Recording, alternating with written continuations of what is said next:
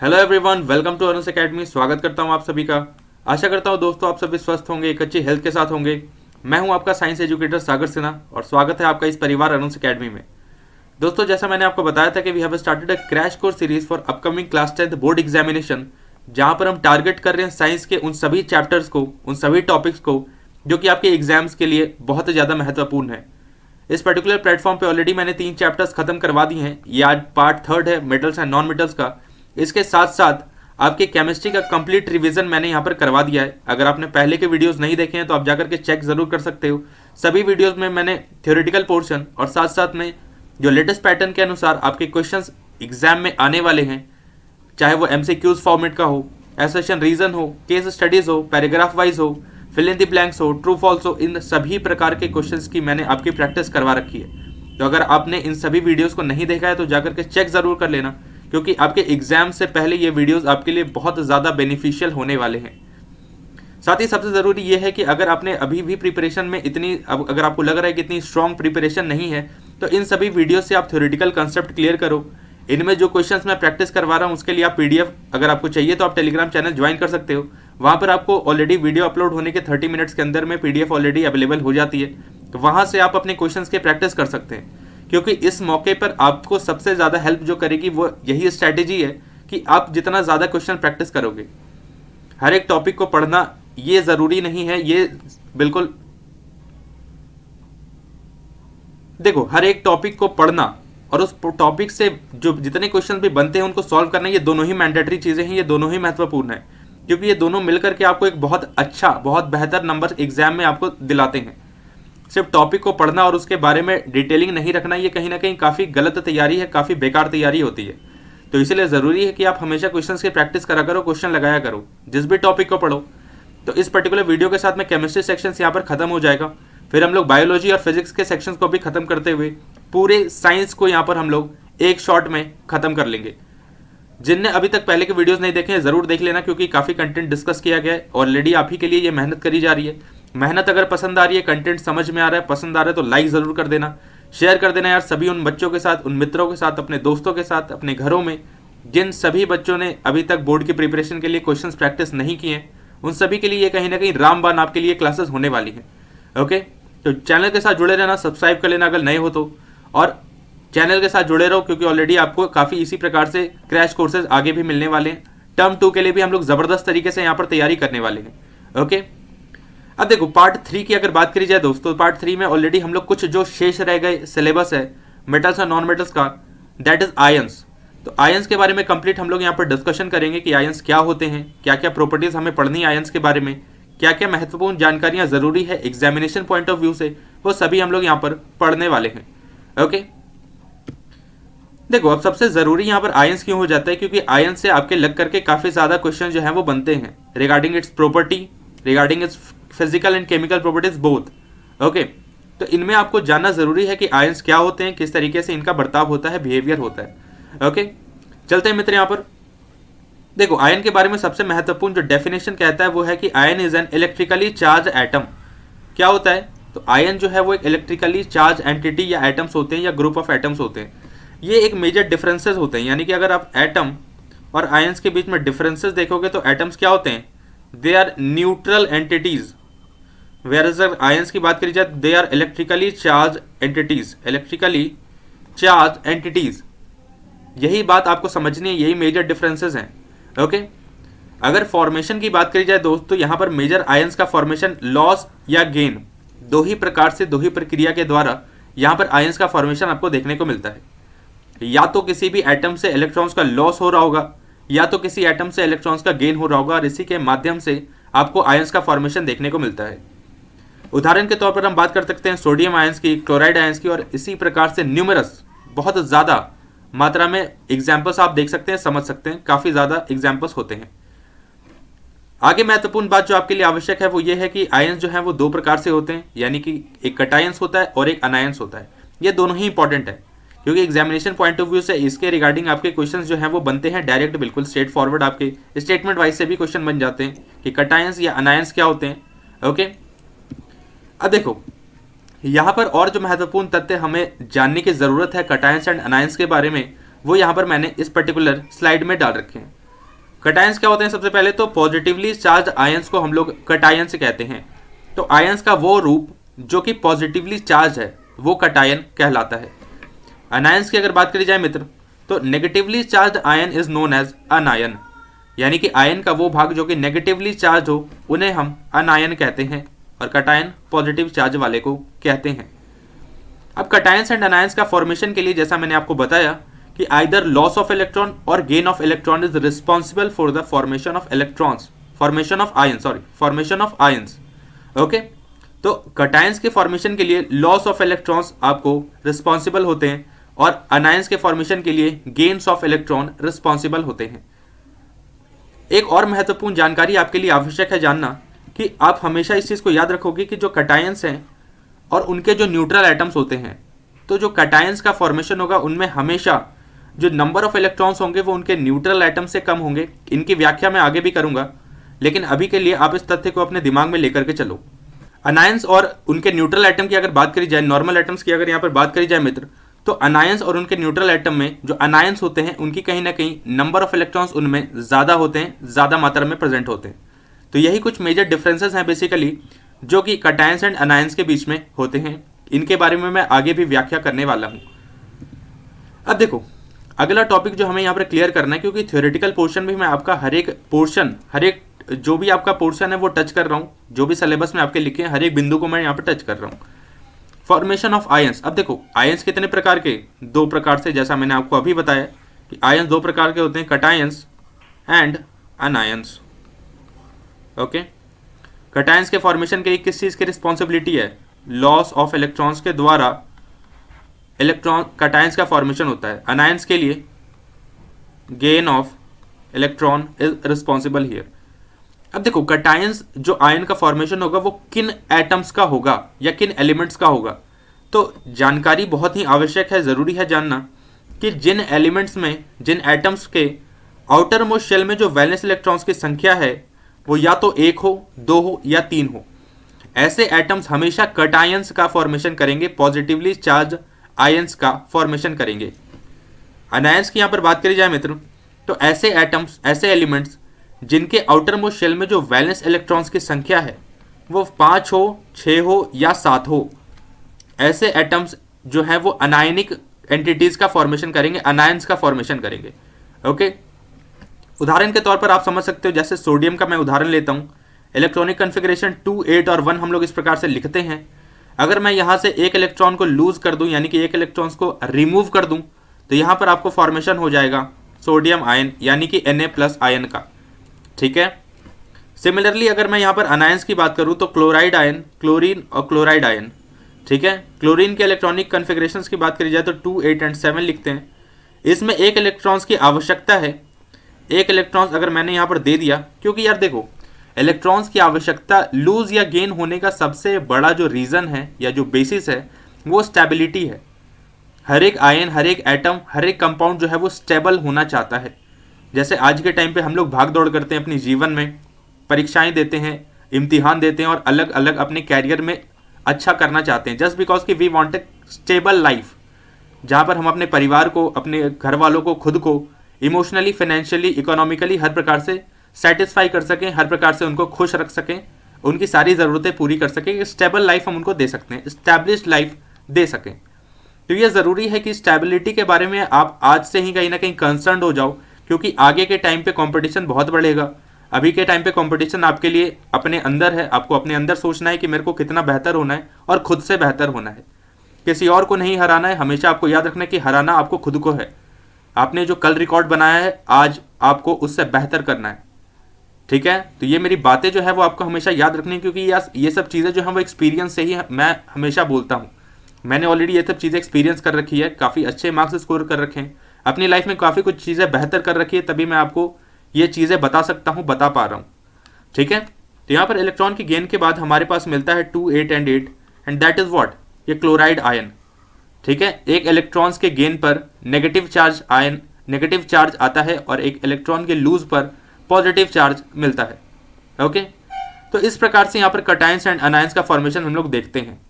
अब देखो, कभी कभी क्वेश्चन जो है वो इस प्रकार से भी पूछ दिए जाते हैं कि सोडियम या सोडियम आयन, इन दोनों में से एटॉमिक साइज वाइज कौन बड़ा होगा।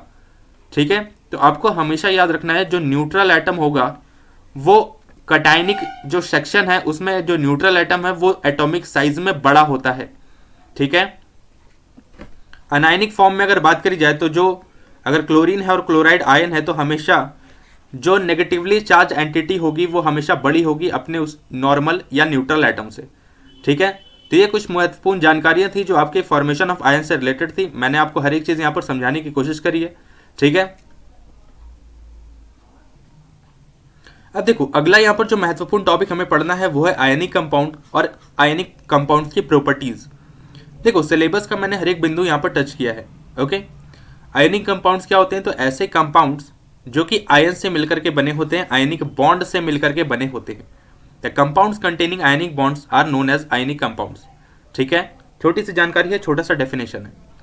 आयनिक कंपाउंड्स में क्या होगा, जैसे नाम से ही पता चल रहा है, they have ions, they do not have molecules. बहुत बेसिक सी चीज है। आयनिक कंपाउंड्स को हम लोग इलेक्ट्रोवैलेंट कंपाउंड भी कहते हैं। कभी कभी आपको कंफ्यूज करने के लिए पूछ दिया जाता है कि इलेक्ट्रोवैलेंट कंपाउंड और आयनिक कंपाउंड क्या अलग अलग हैं या एक ही समान है।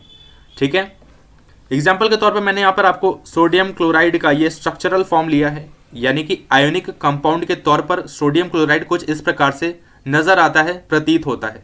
ठीक है, तो ये जानकारियां आपके लिए महत्वपूर्ण हैं। आप अपने दिमाग में इसको एक तरीके से डिजाइन कर सकते हैं, सिस्टमैटिक तरीके से याद कर सकते हैं।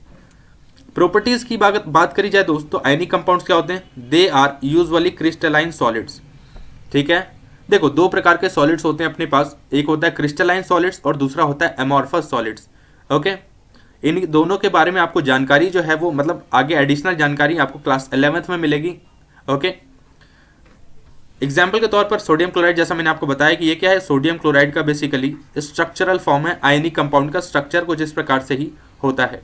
ठीक है, ionic compounds have high melting and high boiling point. ये एक महत्वपूर्ण जानकारी है आयनिक कंपाउंड के बारे में कि आयनिक कंपाउंड की जो मेल्टिंग पॉइंट या बॉइलिंग पॉइंट होती है वो बहुत ही ज़्यादा हाई होती है। तो देखो हाई होने का रीज़न क्या है, रीज़न है क्योंकि उनके बीच के जो बॉन्डिंग है वो बहुत ही स्ट्रांग बॉन्ड है। इलेक्ट्रोवैलेंट बॉन्ड जो है या आयनिक बॉन्ड जिसे हम कहते हैं वो बहुत ज़्यादा स्ट्रांग है। ठीक है, और इस प्रकार के जो बॉन्ड्स होते हैं उनके स्ट्रांग होने की वजह से एक रिजिडिटी आती है उनके लैटिस एंथैल्पी में, उनके एक तरीके से स्ट्रक्चर में, और यही रिजिडिटी एक प्रकार से आयनिक कंपाउंड्स की मेल्टिंग पॉइंट और बॉइलिंग पॉइंट को बहुत तीव्र से हाई बनाती है, ऊपर उठाती है। आयनिक कंपाउंड्स क्या होते हैं, यूजुअली सॉल्युबल इन वाटर। अब देखो आपने केमिस्ट्री जब पढ़ी होगी, किसी से भी पढ़ी होगी, तो आपने एक स्टेटमेंट काफ़ी सुना होगा कि स्टेटमेंट्स होता है केमिस्ट्री में, लाइक डिजॉल्व्स लाइक। क्या होता है, लाइक डिजॉल्व्स लाइक। ठीक है, जैसे हम लोग फिजिक्स में एक स्टेटमेंट पढ़ते हैं कि unlike attracts each other and like repel each other, उसी प्रकार से केमिस्ट्री में हम लोग एक बहुत ही फेमस स्टेटमेंट पढ़ते हैं, लाइक डिजॉल्व्स लाइक। कहने का मतलब क्या है कि जो लाइक सॉल्वेंट्स होंगे वो अपने लाइक कैरेक्टरिस्टिक्स वाले चीज़ों को ही, सॉल्यूट्स को ही अपने अंदर डिजॉल्व करने की काबिलियत रखते हैं, कैपेसिटी रखते हैं। हमेशा पोलर सॉल्वेंट ही पोलर कंपाउंड्स को डिजॉल्व कर पाएगा and organic solvent he organic compounds को डिजॉल्व कर पाएगा। ये कभी भी आपस में इंटरचेंज करके डिजॉल्व नहीं कर सकते। ठीक है, तो ये महत्वपूर्ण जानकारी है। Ionic compounds conduct electricity. ठीक है, तो सीधी सी बात है कि ये आयनिक फॉर्म में होते हैं और इनके ब्रेकडाउन के बाद they are converted into electron charge carriers, और यही electron charge carriers basically electricity conduct करवाने का काम करते हैं। तो ये यहाँ तक हम लोगों ने काफ़ी महत्वपूर्ण जानकारियाँ ले ली है। थ्योरेटिकल पोर्शन तक यहीं तक था। स्टिल एडिशनल मैं आपको कोवेलेंट कंपाउंड के बारे में थोड़ी सी जानकारी दे देता हूँ क्योंकि क्वेश्चंस कहीं से भी आ सकते हैं।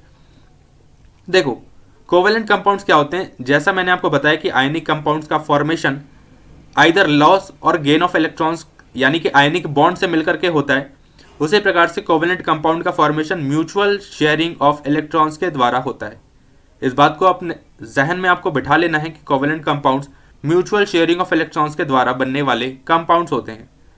प्रॉपर्टीज के तौर पर आप याद कर सकते हो कि कोवेलेंट कंपाउंड्स क्या होते हैं, they are non crystalline, their melting and boiling points are quite low, they are insoluble in water but soluble in organic solvents, they do not conduct electricity. यानी कि आयनिक कंपाउंड्स का उल्टा हमेशा उसका property होगा। ठीक है, तो इस बात को आपको याद करना है, समझना है, बहुत ही महत्वपूर्ण जानकारियां हैं। अब देखो यहां से आगे हम बात करेंगे मित्र जो कि महत्वपूर्ण आपके प्रश्न हैं। एग्जामिनेशन पॉइंट ऑफ व्यू से मैंने काफी ज्यादा मात्रा में आज प्रश्न लिए हैं क्योंकि ये पूरी कंप्लीट वीडियो सीरीज आपके लिए मेटल्स एंड नॉन मेटल्स के लिए पर्याप्त है। अगर आप इतना भी पढ़ करके जा रहे हो तो मेटल्स एंड नॉन मेटल्स से मोस्ट प्रोबेबली कोई भी प्रश्न नहीं छूटेगा। ठीक है, एसर्शन रीजन केस स्टडीज के भी प्रश्न मैंने ऑलरेडी करवा रखे हैं इसी वीडियो लेक्चर्स की सीरीज में, आप उनको भी चेक कर सकते हो। देखो पहला प्रश्न यहाँ पर कहता है मित्र, which of the given property is generally not shown by metals, यानी कि इनमें से कोई ऐसी प्रॉपर्टीज हैं जो कि मेटल्स के द्वारा नहीं शो करी जाती या नहीं एग्जिबिट करी जाती। ठीक है, तो आपको समझना है कि इलेक्ट्रिकल कंडक्शन तो बिल्कुल मेटल्स के द्वारा शो किया जाता है, तो ये यहाँ पर गलत नहीं हो पाएगा। सोनरस बिल्कुल मेटल्स होते हैं, सोनरस। डक्टिलिटी भी एक मेटल्स की प्रॉपर्टी होती है। तो डलनेस, क्या मेटल्स की प्रॉपर्टी डलनेस होती है क्या कभी? बिल्कुल भी नहीं होती मित्र।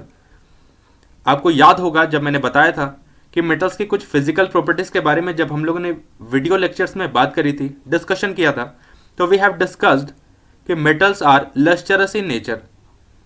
आपको याद होगा, अपनी बुद्धि में आप इस चीज़ को रिकॉल करो, मैंने आपको बताया था कि मेटल्स की एक फिजिकल प्रॉपर्टी होती है और उसके आधार पर हम कहते हैं कि metal are lustrous in nature. ठीक है, चमकीले होते हैं, शाइनिंग अपीयरेंस होती है। ठीक है, डलनेस किसकी प्रॉपर्टी होती है? नॉन मेटल्स की प्रॉपर्टी होती है। ठीक है, they are dull, they are non lustrous. आगे बात करते हैं दूसरे क्वेश्चन के, the ability of metals to be drawn into thin wires. बहुत ही बच्चों वाला क्वेश्चन हो गया, ये तो बिल्कुल ही हलवा क्वेश्चन है। ठीक है, और इस हलवा क्वेश्चन का उत्तर आप सभी जानते होंगे, आसानी से दे देंगे, और वो हो जाएगा डक्टिलिटी। यानी कि डक्टिलिटी एक ऐसी एबिलिटी है मेटल्स की जिसके द्वारा हम उसे पतले पतले वायर्स में, तारों में खींच करके कन्वर्ट कर सकते हैं, बना सकते हैं। तो this is a specific property of metals. आगे बात करेंगे मित्र, यहाँ पर थर्ड क्वेश्चन है, aluminium is used for making cooking utensils, which of the following properties of aluminium are responsible for the same. ठीक है, तो एल्यूमिनियम के बर्तनों का इस्तेमाल खाने के तौर पर या खाने बनाने के तौर पर हम लोग करते हैं। तो एल्यूमिनियम के बर्तनों में ऐसी क्या काबिलियत है, क्या उनकी एक तरीके से प्रॉपर्टीज है जिसके तौर पर हम एल्यूमिनियम के बर्तनों का इस्तेमाल करते हैं। तो आपको इन ऑप्शन से दे करके बताना है। जो बच्चे मेरे साथ शुरू से जुड़े हुए हैं, वो हर एक वीडियो लेक्चर को फॉलो कर रहे हैं, उनको पता होगा कि ये क्वेश्चंस मैंने पिछले वीडियो लेक्चर में भी डिस्कस कर रखा है। ठीक है, और काफ़ी अच्छे तरीके से एक्सप्लेनेशन डिस्कस किया है। तो आपको याद होगा, good thermal conductivity and high melting point, ये दो ऐसे स्पेसिफिक प्रॉपर्टी हैं मित्र जो कि एल्यूमिनियम को खास बनाते हैं, स्पेसिफिक बनाते हैं। और यही क्या करता है, इसी के द्वारा हम लोग एल्यूमिनियम का इस्तेमाल कुकिंग यूटेंसिल्स के तौर पर करते हैं। ठीक है दोस्तों, यार शेयर कर दिया करो वीडियो को, क्योंकि आपके लिए मेहनत करी जा रही है। काफ़ी अच्छे तरीके से यहाँ पर कंसेप्ट लेकर के आता हूँ मैं, कंटेंट लेकर के आता हूँ। या हमेशा जो भी आपकी PYQs हैं, प्रीवियस ईयर क्वेश्चंस हैं, मॉडल पेपर्स हैं, या आपके रेफरेंस किताबें जितनी भी हो गई, उनमें सबसे कहीं ना कहीं जो छाट करके चीज़ें हैं, जो बेस्ट ऑफ द कंटेंट है, वो आपको यहाँ पर प्रोवाइडेड मिल रहा है। तो इतना आप तो कम से कम कर सकते हो गुरु दक्षिणा के तौर पर कि आप इसको शेयर कर दो अपने सभी मित्रों के साथ। लाइक ज़रूर कर दिया करो यार, क्योंकि ऑलरेडी ये क्या है, आपकी रिस्पॉन्सिबिलिटी है। ठीक है, आगे बात करेंगे क्वेश्चन नंबर 4 के बारे में। क्वेश्चन नंबर 4 कहता है, which one of the given metals does not react with cold as well as hot water. ठीक है, तो आपको मैंने बताया था मेटल्स के बारे में कि मेटल्स के कुछ ऐसे मेटल्स होते हैं जो कि ना तो हॉट वाटर के साथ और ना ही कोल्ड वाटर के साथ रिएक्ट करते हैं। ठीक है, तो ऐसे मेटल्स क्या होंगे, वो हमेशा स्टीम के साथ रिएक्शन होंगे। देखो मेटल्स जो हैं, थोड़ी सी जानकारी आप ले लो यहाँ पर। मेटल्स जो हैं वो 3 प्रकार से रिएक्ट करते हैं वाटर के फेजेस के साथ। कुछ मेटल जो हैं वो हॉट वाटर के साथ रिएक्ट करते हैं, हॉट वाटर। कुछ मेटल्स जो हैं वो कोल्ड वाटर के साथ रिएक्शन शो करते हैं, और कुछ मेटल्स जो हैं वो स्टीम के साथ रिएक्शन शो करते हैं। ठीक है, तो ये कुछ महत्वपूर्ण जानकारी है, और इस प्रकार की केमिकल प्रॉपर्टीज आपने पढ़ रखी होगी। ठीक है, देखो केमिकल प्रॉपर्टीज इतनी ही महत्वपूर्ण नहीं थी जिसको मैंने यहाँ पर शामिल नहीं किया है। ठीक है, अगर आपकी रिक्वायरमेंट है, अगर आप चाहते हो कि केमिकल प्रॉपर्टीज भी आप पढ़ना चाहते हो मुझसे, अच्छे तरीके से कंसेप्ट क्लियर करना चाहते हो, तो मुझे कमेंट सेक्शन में ज़रूर बताना कि हाँ सर आप केमिकल प्रॉपर्टीज़ के वीडियोस लेकर के आओ, तो मैं उसके ऊपर भी एक स्पेसिफिक वीडियो बना दूंगा जिसमें हम लोग बस केमिकल प्रॉपर्टीज़ के बारे में बात करेंगे। ठीक है, तो यहाँ पर करेक्ट आंसर क्या हो जाएगा, iron is the correct answer. देखो अगला प्रश्न है यहाँ पर, विच of the given oxides of iron would be obtained on prolonged reaction of iron with steam. ठीक है, तो आयरन स्टीम के साथ रिएक्शन शो करता है, और इस प्रकार से एक स्पेसिफिक कंपाउंड का फॉर्मेशन यहाँ पर होता है, and that is what, that is ferric oxide. आपको याद होगा, मैंने ऑलरेडी इस चीज़ के बारे में पहले भी चर्चा कर रखी है। अगला प्रश्न है, what happens when calcium is treated with water तो ये आपको याद होगा, ये एक्चुअली केमिकल प्रॉपर्टीज के आधार पर ये प्रश्न पूछा जा रहा है। आपके ऑप्शंस हैं, it does not react with water, it reacts violently with water, it reacts less violently with water, bubbles of hydrogen gas formed stick to the surface of calcium. तो आपको याद होगा, या आपने केमिकल प्रॉपर्टीज अगर पढ़ी होगी, ठीक है, तो आपको पता होगा कि यहाँ पर सी और डी, यानी कि ऑप्शन नंबर डी यहाँ पर बिल्कुल सही हो जाएगा। कैल्शियम का जो वाटर के साथ रिएक्शन है वो इतना ज़्यादा वायलेंटली नहीं होता जितना कि सोडियम, पोटेशियम, इस प्रकार के एलिमेंट्स का होता है। ठीक है, यहाँ पर सही उत्तर क्या हो जाएगा, ऑप्शन नंबर डी। अगला प्रश्न कहता है मित्र यहाँ पर, generally metals react with acids to give salt and hydrogen gas, which of the given acids does not give hydrogen gas on reacting with metals except manganese and magnesium. देखो, हमें पता है, जैसा मैंने आपको बता रखा है पहले भी, कि मेटल्स जब भी एसिड के साथ रिएक्ट करते हैं they do give salt and hydrogen gas as a product. But यहाँ पर कुछ ऐसे एसिड्स हैं जो कि मेटल्स के साथ रिएक्शन के बाद भी सॉल्ट एंड हाइड्रोजन गैस का फॉर्मेशन नहीं करते। इन ऑप्शन से आपको बताना है कि वो एसिड कौन होगा। अब देखो, एक्सेप्शंस की यहाँ पर बात करी जाए तो एक्सेप्शन से तो हमारा पुराना नाता है इस मेटल्स एंड नॉन मेटल्स के चैप्टर से। आपको याद होगा मित्र यहाँ पर कि शुरुआत से मैं आपको समझाते चल रहा हूँ, बताते चल रहा हूँ कि एक्सेप्शंस रट के जाना है, बिल्कुल रिएक्टिविटी सीरीज रट के जानी है। ठीक है, क्योंकि आपकी ही हेल्प होगी, कहीं ना कहीं जो एग्जाम्स में क्वेश्चन आएंगे वो सबसे पहले अटेम्प्ट करने वाले आप बंदे होगे। ठीक है, तो आप मेरे छोटे भाई छोटे बहन जैसे हो, तो आपको ये एक तरीके से सजेशन है एग्जामिनेशन पॉइंट ऑफ व्यू से, अभी जो भी एडवाइसेज आपको मिल रही हैं ज़रूर फॉलो करिए। ठीक है, यहाँ पर करेक्ट आंसर हो जाएगा आपका HNO3 यानी कि नाइट्रिक एसिड। मैंने आपको पढ़ा रखा है इसके बारे में भी कि नाइट्रिक एसिड के साथ मेटल्स रिएक्ट करने के बाद भी सॉल्ट एंड हाइड्रोजन गैस का फॉर्मेशन नहीं करते। ठीक है, तो आपको एक तरीके से हाइड्रोजन गैस का आपको फॉर्मेशन यहाँ पर नहीं देखने को मिलता। एक्सेप्शंस की बात करें तो मैंगनीज एंड मैग्नीशियम कुछ ऐसे मेटल्स हैं जो सिर्फ नाइट्रिक एसिड के साथ रिएक्शन के बाद हाइड्रोजन गैस का फॉर्मेशन करते हैं। अगला प्रश्न कहता है मित्र, the composition of aqua regia is, याद होगा आपको, मैंने इसके बारे में पहले भी डिस्कशन कर रखा है कि एक्वा रीजिया क्या होता है। तो एक्वा रीजिया क्या है कि स्ट्रॉन्ग कंसंट्रेटेड मिक्सचर है अलग अलग प्रकार के लिक्विड्स का। कौन से लिक्विड्स होते हैं इसमें, HCl और HNO3, दोनों ही क्या हैं, डाइल्यूट HCl, अगर बात करी जाए डाइल्यूट HCl और कंसंट्रेटेड HNO3। ठीक है, रेशियो की बात करी जाए तो ये 3 रेशियो और ये 1 रेशियो। तो आपको कहीं ना कहीं ऑप्शन में देखना है, ऑप्शन में क्या हो जाएगा, option number A is the correct answer. ठीक है, एक्वा रीजिया की खासियत आपको याद होगी, स्पेसिफिक प्रॉपर्टी जो मैंने बताई थी आपको कि aqua regia is a liquid या is a mixture, is a compound that can dissolve even coinage metals. Coinage metals कहने का क्या मतलब है, जो मेटल्स काफ़ी ज़्यादा जिनकी एक तरीके से वैल्यू होती है, मॉनेटरी वैल्यू होती है। जैसे आप गोल्ड की बात करते हैं, ठीक है, काफ़ी महंगा होता है। सिल्वर की बात करते हैं, काफ़ी महंगा होता है। ठीक है, तो इन्हें हम क्वाइनेज मेटल्स कहते हैं, क्वाइनेज मेटल्स। ठीक है, यही। अब देखो, एक्वा रीजिया क्या है, गोल्ड और सिल्वर जैसे मेटल्स को भी डिसॉल्व करने में सक्षम होता है। ठीक है, तो काफ़ी स्ट्रॉन्ग एक लिक्विड होता है। अगले प्रश्न की बात करें तो which of the following are not ionic compounds, not. ठीक है, नॉट, तो आपको इनमें से देखना है, 4 ऑप्शंस आपके पास दिए गए हैं, that is KCl, HCl, CCl4 and NaCl। अगर आप मेरे साथ रेगुलर स्टूडेंट है तो आपको याद होगा कि मैंने बता रखा है KCl और NaCl ये क्या है, ये दोनों आयनिक कंपाउंड्स हैं। लेकिन HCl और CCl4 ये दोनों ही आयनिक कंपाउंड्स तो बिल्कुल भी नहीं है। ठीक है, तो यहाँ पर ऑप्शन क्या हो जाएगा, B and C, they are considered as covalent compounds. अगला प्रश्न है, which one of the given properties is not generally exhibited by ionic compounds. ठीक है, ये स्टेटमेंट यार देखो हमेशा ध्यान से पढ़ना क्वेश्चंस को एग्जाम में भी, क्योंकि ये नॉट और कभी कभी क्वेश्चंस में यही पूछ दिया जाता है कि विच of the given properties is generally exhibited. तो ध्यान रखना, क्वेश्चन ध्यान से पढ़ना है। ठीक है, आराम से क्वेश्चन पढ़ो, कोई जल्दबाजी नहीं है, आराम से क्वेश्चन पढ़ करके एनालाइज करके आराम से आंसर देना है। क्योंकि MCQ फॉर्मेट वाले में क्या होता है कि अगर आपने गलत आंसर दे दिया तो ऑप्शन पूरा गलत, क्वेश्चन गलत। ठीक है, थ्योरेटिकल पोर्शन में तो अपन फिर भी कॉन्सेप्ट के अनुसार टॉपिक से रेलेवेंट चीज़ें लिख देते हैं अगर आंसर इतना करेक्ट नहीं पता होता है। ठीक है, पता होगा आपको यहाँ पर इलेक्ट्रिकली कंडक्टिविटी इन सॉलिड स्टेट, मैंने अभी पढ़ाया आपको यार।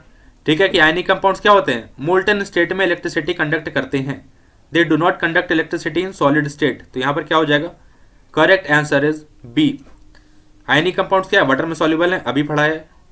मेल्टिंग एंड बॉइलिंग पॉइंट दोनों हाई, अभी पढ़ा है। और मोल्टेन स्टेट में इलेक्ट्रिसिटी कंडक्ट करने का काम करते हैं।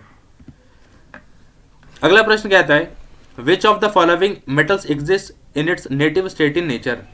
ठीक है, आपसे पूछा जा रहा है कि कौन से ऐसे मेटल्स हैं इन चार ऑप्शंस में से जो कि फ्री स्टेट में पाए जाते हैं या नेचर में पाए जाते हैं। तो आपको पता है यार कि ऑलमोस्ट जो मेटल्स हैं जैसे कॉपर हो गया, जिंक हो गया, या नॉर्मल जितने भी मेटल्स हैं वो रिएक्टिव मेटल्स होते हैं। तो वो तो कभी भी पक्की बात है कि वो नेटिव स्टेट में यानी कि फ्री स्टेट में तो नहीं पाए जाएंगे। अपने जितने भी ऐसे मेटल्स हैं, ऐसे एलिमेंट्स हैं जो कि क्या है, लीस्ट रिएक्टिव है, हाइड्रोजन से भी कम रिएक्टिव है, वही कहीं ना कहीं क्या उनकी उम्मीद होती है कि वो फ्री स्टेट में पाए जाते हैं। तो आपको याद होगा मैंने इस बारे में भी चर्चा कर रखी है। ठीक है, गोल्ड एंड सिल्वर ये एलिमेंट्स ऐसे हैं, ये मेटल्स ऐसे हैं जो कि फ्री स्टेट में पाए जाते हैं। तभी तो हम इनकी ज्वेलरीज ऑर्नामेंट्स बना करके आराम से पहन करके मस्त घूमते हैं। ठीक है, क्योंकि ऑलरेडी ये क्या आउटर एटमॉस्फेयर के साथ कोई रिएक्शन शो नहीं करते। बात आ रही समझ में? अपने आसपास से चीज़ों से क्या केमिस्ट्री सीखने की कोशिश करना है। ठीक है, अगला क्वेश्चन जो है वो रिफाइनिंग इलेक्ट्रोलाइटिक रिफाइनिंग के आधार पर है। तो ये एक एडिशनल क्वेश्चन आपके लिए हो गया। ऑप्शन नंबर क्या हो जाएगा? ऑप्शन नंबर है यहाँ पर सी एंड डी। देखो कहता क्या है कि जो स्ट्रॉन्ग रिएक्टिव मेटल्स होते हैं उनकी इलेक्ट्रोलाइटिक रिफाइनिंग होती है। इलेक्ट्रोलाइटिक रिफाइनिंग होती है जस्ट बिकॉज कि वो आयंस में टूटने के बाद उनकी प्रॉपर रिफाइनिंग करी जा सकती है। ठीक है, तो ये एक्चुअली वो मेटलर्जी वाला पोर्शन हो गया, तो ऑलरेडी मैंने टच कर दिया है। ठीक है, वो टॉपिक भी टच करा है बट ऑलरेडी आपके एडिशनल है ये। आगे प्रश्न है silver made articles become black on prolonged exposure to air. आपको याद होगा, आपने पढ़ा भी होगा कई बार कि जो सिल्वर मेटल्स होते हैं, सिल्वर आर्टिकल्स होते हैं, उनको काफ़ी देर, काफ़ी कंसिडरेबल अमाउंट ऑफ टाइम तक अगर आप बाहर छोड़ते हो, हवा में छोड़ते हो, तो वहाँ पे क्या होता है, एक तरीके से ब्लैकिश सब्सटेंस या ब्लैकिश अपीयरेंसेस एक तरीके से उसके सरफेस पे दिखने लग जाते हैं। तो ये किसकी वजह से होता है? तो आपको पता होगा, अगर नहीं पता है तो आपको इस बारे में जानकारी होनी चाहिए कि ये सिल्वर सल्फाइड के वजह से हो पाता है। ठीक है, आगे बात करेंगे। Galvanization is a method of protecting iron from rusting by coating with a thin layer of. देखो यार, बहुत ही बेसिक सा, एक बहुत ही बच्चों वाला हलवा क्वेश्चन हो गया। ठीक है, तो आपको याद होगा जिंक गैल्वेनाइजेशन क्या होता है? गैल्वेनाइजेशन एक ऐसी प्रक्रिया है जिसमें हम आयरन ऑब्जेक्ट्स को, आयरन मटेरियल्स को जिंक की कोटिंग करके प्रोटेक्ट करते हैं, क्योंकि आयरन क्या है, जल्दी रस्ट होता है, जिंक जल्दी रस्ट नहीं होता। अगला प्रश्न कहता है stainless steel is very useful material for our life. In stainless steel iron is mixed with. ठीक है, तो आपसे बेसिकली एलिमेंट्स पूछे जा रहे हैं कि कौन कौन से एलिमेंट्स को मिला करके हम स्टेनलेस स्टील का निर्माण करते हैं। तो काफ़ी एक आसान सा प्रश्न है, आपको याद होगा निकल एंड क्रोमियम। ठीक है, तो आयरन, निकल और क्रोमियम ये तीन ऐसे एलिमेंट्स हैं जो मिलकर के स्टेनलेस स्टील का निर्माण करते हैं। ठीक है, और स्टेनलेस स्टील क्या है, कहीं ना कहीं हार्ड होता है, इसी इन्हीं के कैरेक्टरिस्टिक्स के वजह से। अगला प्रश्न है मित्र, if copper is kept open in air. अब देखो, जैसे पिछली बार सिल्वर को रखा गया था, उसी प्रकार से अब कॉपर को जब आप कंसिडरेबल अमाउंट ऑफ टाइम के साथ बाहर छोड़ते हो, हवा में छोड़ देते हो, तो वहां पर आपको ग्रीन कोटिंग देखने को मिलती है। क्या देखने को मिलता है? ग्रीन कोटिंग देखने को मिलती है। ठीक है, ये किसके वजह से होता है? तो ये बेसिकली कॉपर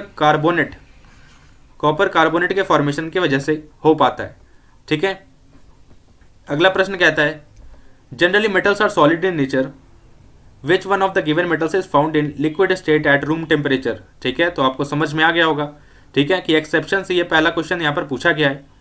मेटल्स क्या होते हैं, ज़्यादातर सॉलिड स्टेट में पाए जाते हैं, बट एक एक्सेप्शन है, एक लौता मेटल ऐसा है जो कि रूम टेम्परेचर में लिक्विड स्टेट में पाया जाता है। तो अपना कौन सा हो जाएगा?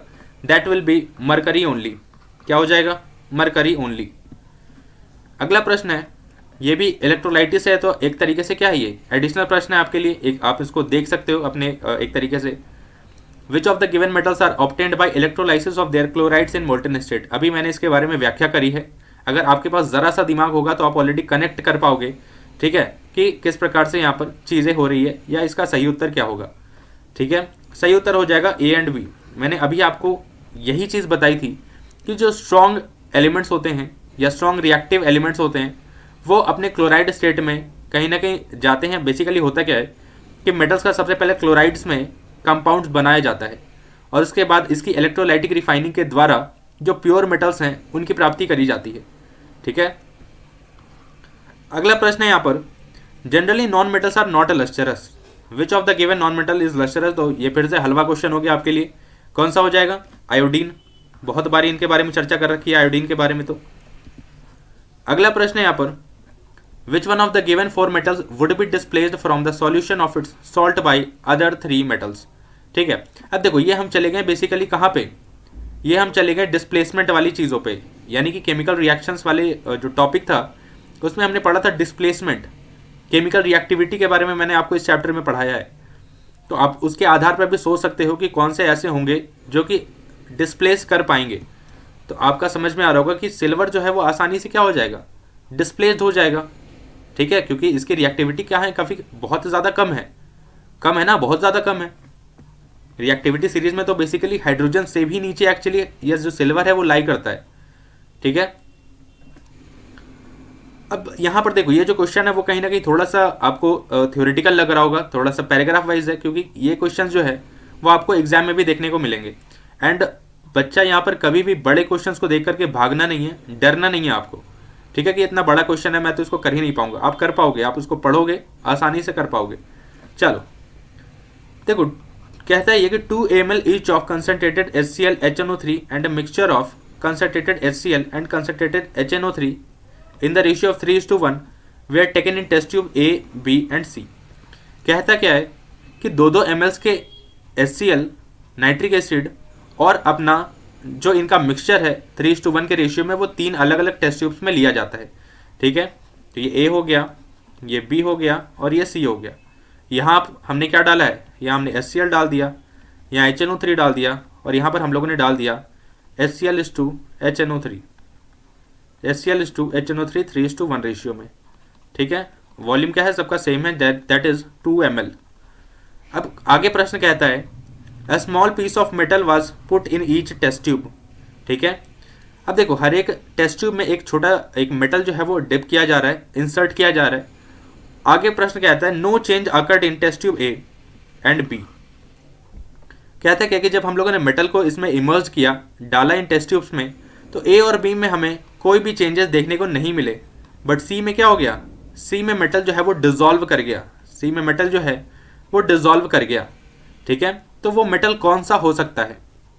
आपको याद होगा अभी मैंने इस चीज़ की व्याख्या करी है। ये क्या है, ये अपना एक्वा रीजिया ही तो है, एक्वा रीजिया। ये क्या है, अपना एक्वा रीजिया है।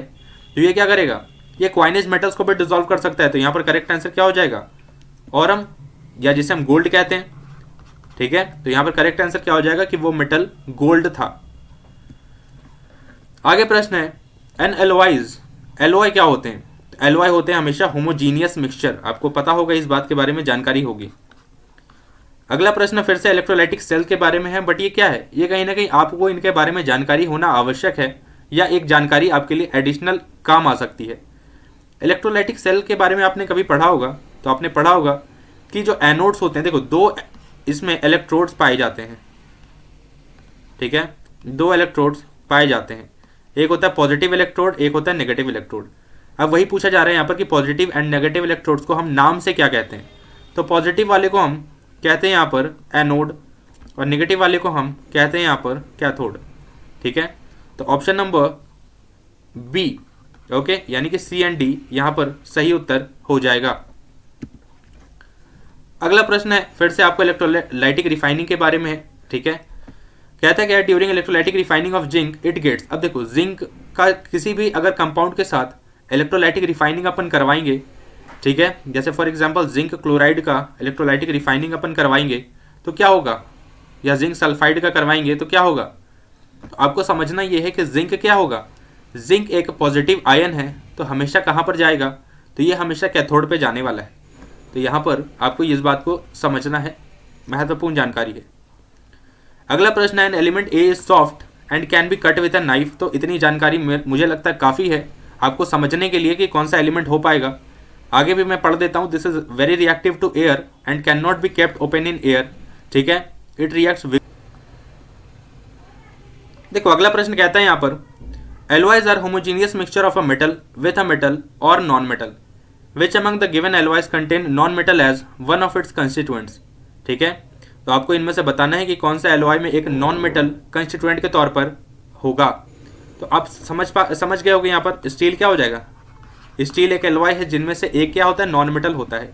ठीक है, आगे प्रश्न है which among the given statement is incorrect. ठीक है, मैग्नीशियम मेटल के बारे में कौन सा कथन यहाँ पर असत्य है वो आपको यहाँ पर समझ करके बताना है, अच्छे तरीके से समझ करके उत्तर देना। ठीक है, पहला कहता है it burns in oxygen with a dazzling white flame, बिल्कुल सही बात है, हमने पढ़ रखा है। It reacts with cold water, ठीक है, पढ़ रखा होगा आपने। सी कहता है it reacts with hot water to form magnesium hydroxide and evolves hydrogen gas.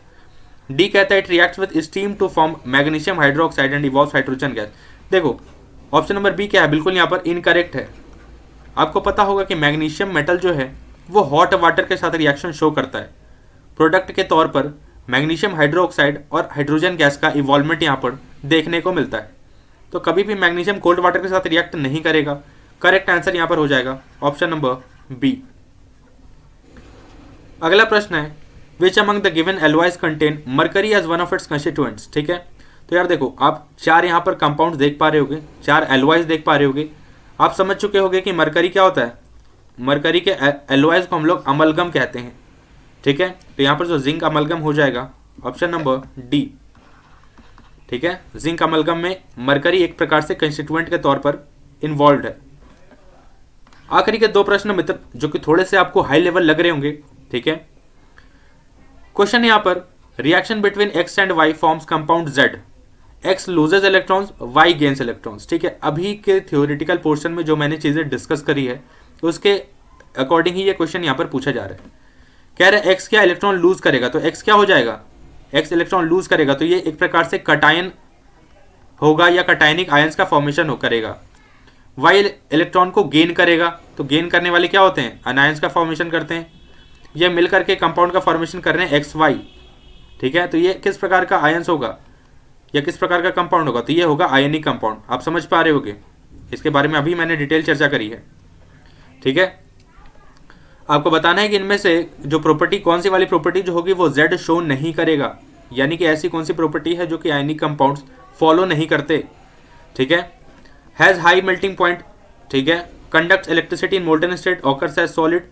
ठीक है, बट क्या ये बात सही है क्या, लो मेल्टिंग पॉइंट, क्या मैंने अभी आपको नहीं पढ़ाया था कि जो आयनिक कंपाउंड होते हैं उनकी मेल्टिंग और बॉइलिंग दोनों ही पॉइंट जो एक प्रकार से पॉइंट्स होते हैं वो हाई होते हैं।